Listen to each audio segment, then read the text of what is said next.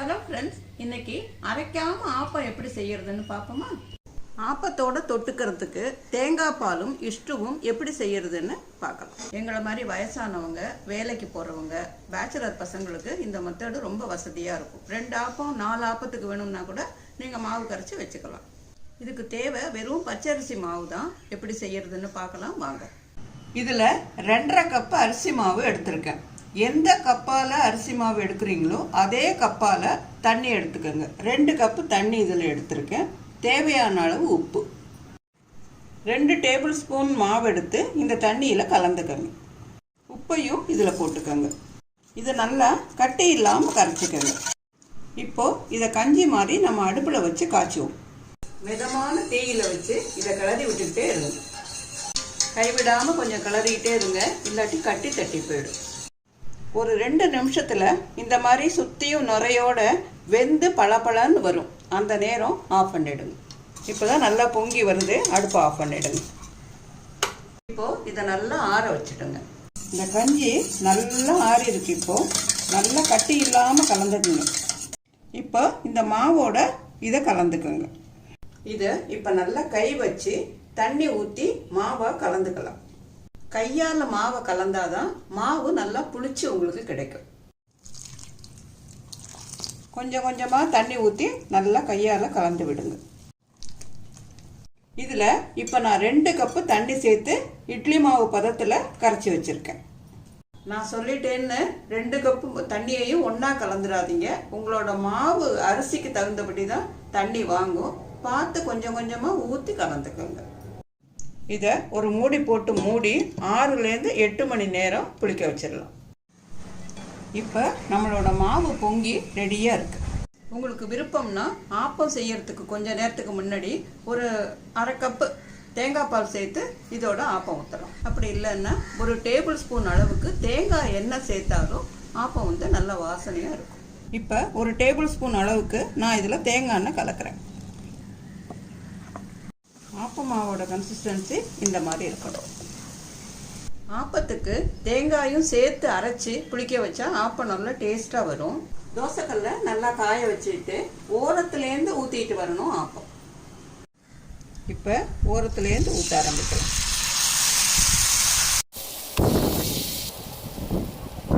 மூடி வச்சு வேக வைங்க. 1 நிமிஷம் கழித்து திறந்து பாருங்க. ஆப்பம் திருப்பி போட வேண்டிய அவசியம் இல்லை. அந்த ஓரமெல்லாம் எழும்பி வரும்போது எடுத்துடலாம். ஆப்பத்துக்கு எண்ணெயே தேவையில்லை.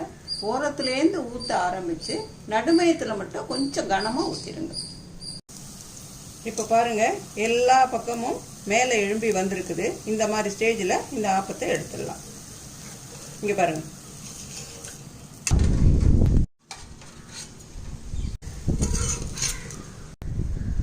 ஆப்பத்தோட கேரளாவில் இஷ்டுன்னு ஒரு சைட் டிஷ் பண்ணுவாங்க. ரொம்ப டேஸ்ட்டாக இருக்கும். அது எப்படி பண்ணுறதுன்னு இப்போ பார்க்கலாம். உங்களுக்கு எவ்வளோ உருளைக்கிழங்கு தேவையோ அதே அளவுக்கு அரிஞ்ச வெங்காயம் எடுத்துக்கோங்க. காரத்துக்கு தேவையான பச்சை மிளகாயை நறுக்கி வச்சுக்கோங்க. 1 இன்ச் அளவுக்கு இஞ்சி எடுத்து அதையும் சிறு சிறு துண்டுகளாக நறுக்கி வச்சுக்கோங்க. உருளைக்கிழங்கு, வெங்காயம், பச்சை மிளகாய், இஞ்சி எல்லாத்தையும் கொஞ்சம் உப்பு போட்டு நல்லா சாஃப்டாக வேகிற அளவுக்கு வேக வச்சு எடுத்துக்கோங்க. கொஞ்சமாக தண்ணி விட்டால் போதும். அது ரொம்ப சீக்கிரம் வெந்துடும். இப்போ நான் இதை வேக வச்சுருக்கேன். அடுப்பில் வச்சு சூடு பண்ணி 2வது தேங்காய் பாலை விடுங்க. இப்போது நல்லா கொதிச்சு வருது பாருங்கள். இந்த நேரத்தில் ஃபஸ்ட்டு தேங்காய் பாலை இதில் சேர்த்துருங்க. இந்த கன்சிஸ்டன்சி இந்த அளவுக்கு இருக்கிற அளவுக்கு நீங்கள் தேங்காய் பால் கலந்துக்கங்க. இந்த மாதிரி லேசாக கொதி வர ஆரம்பிக்கிற நேரம் அடுப்பை நிறுத்திடுங்க. தேங்காய் பால் ஊற்றினதுக்கு அப்புறம் ரொம்ப நேரம் கொதிச்சா அது திரிஞ்சு போயிடும். ஒரு ஆர்க்கு கருவேப்பிள்ளையை 2ஆ கிள்ளி இதில் போட்டுடுங்க. இப்போ இதில் ஒரு கரண்டி அளவுக்கு பச்சை தேங்காய் எண்ணெயை ஊற்றி மூடி வச்சிருங்க. ஆப்பத்துக்கு தேங்காய் பால் நல்ல காம்பினேஷன். வயிற்று புண்ணை கூட தேங்காய் பால் ஆட்டும். வாரம் ஒரு முறை கூட நீங்கள் இதை சேர்த்துக்கலாம். தேங்காய் பால் செய்கிறது ரொம்ப ஈஸி. மிக்சியில் போட்டு அரைச்சி நல்லா வடிகட்டி பால் எடுக்கலாம். பால் நல்லா திக்காக எடுத்து வச்சுக்கோங்க. அடுத்தது இன்னும் கொஞ்சம் தண்ணி ஊற்றி அரைச்சி 2வது பால் எடுத்து வச்சுக்கோங்க. அவசரத்துக்கு மிக்சியில் அரைக்க நேரம் இல்லைன்னா தேங்காய் பூவை இந்த மாதிரி ஒரு பாத்திரத்தில் போட்டு கொஞ்சம் வெந்நீர் வச்சு ஊற்றி ஒரு 5 நிமிஷம் ஊற வச்சுட்டு நல்லா பிழிஞ்சு எடுக்கலாம். இந்த அளவுக்கு தண்ணி கொதி வந்தால் போதும். இதுக்கு இப்போ அரை மூடி தேங்காய் திருகி வச்சுருக்கேன். ஒரு அரை கப்பு அளவுக்கு இதில் தண்ணி விட்டுக்கலாம்.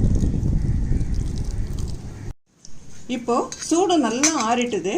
கையில் நல்லா பிசைஞ்சு விட்டு இப்படி புழிஞ்சாலே பால் வருது பாருங்கள். வடிகட்டியை போட்டு பாலை பிழிஞ்சு எடுத்துடலாம். இந்த ஃபஸ்ட்டு தேங்காய் பாலை எடுத்து தனியாக வச்சுக்கலாம்.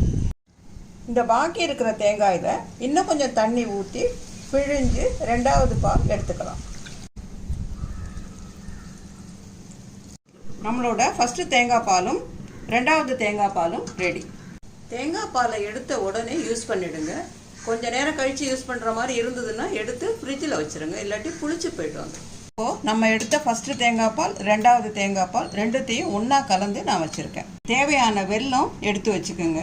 இதில் போட்டு கூட வடிகட்டிக்கலாம், இல்லை வடிகட்டியும் நீங்கள் இந்த மாதிரி எடுத்து வச்சு அதுக்கப்புறம் கலந்துக்கலாம். இதோட அவங்கவுங்க விருப்பத்துக்கு ஏற்றபடி இந்த வெல்லத்தை நீங்கள் அட்ஜஸ்ட் பண்ணிக்கலாம். வெல்லத்தில் கல் இருக்கும், அதனால் அவசியம் வடிகட்டி எடுத்துக்கிறது நல்லது.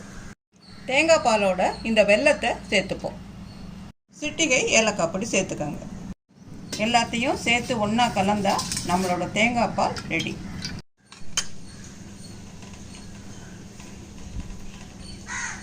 எவ்வளவு தேவையோ அந்த அளவுக்கு மாவு தயார் பண்ணி இதை சுட்டு எடுத்துக்கோங்க. ஃப்ரிட்ஜில் வச்சு எடுத்து சுட்டால் அது அந்த அளவுக்கு நல்லா வராது.